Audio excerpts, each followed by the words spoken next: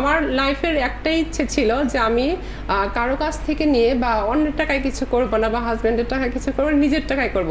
সেই 6,000 টাকা থেকে 3,000 টাকা দিয়ে আমি সাদা কাপড় কিনে সেটা দিয়ে স্যার শুরু করেছিলাম, এবং সেই 3,000 টাকার মূলধন আমার এখন প্রায় 2 লাখের উপরে চলে গেছে। মাসে সেল কত?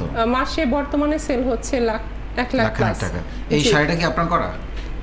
এটা স্যার আমার করা না, মানে এটা আমি কারখানা থেকে নিজস্ব ডিজাইনে করে এনেছি স্যার। আচ্ছা আচ্ছা আচ্ছা, আমি কটনগুলো করি স্যার।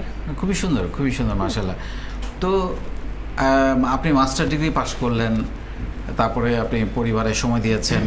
আপনার হাজব্যান্ড সরকারি চাকরি করতো, আপনার বাবা সরকারি চাকরি করতো। এখন ওনারা কতটা সাপোর্ট দেয় আপনাকে?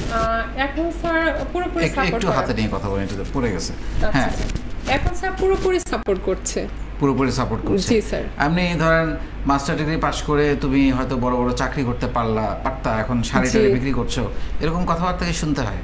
জি স্যার, এটা স্যার শুনতে হয়েছে আমাকে শুরুতে, কারণ মানে আমার হাজবেন্ড প্রথমে রাজি ছিল না, বিজনেসের পুরোপুরি বিরোধিতা করতো যে এটা কেন করতে হবে, আমি একটা ভালো পজিশনে আছি, তোমাকে কেন করতে হবে।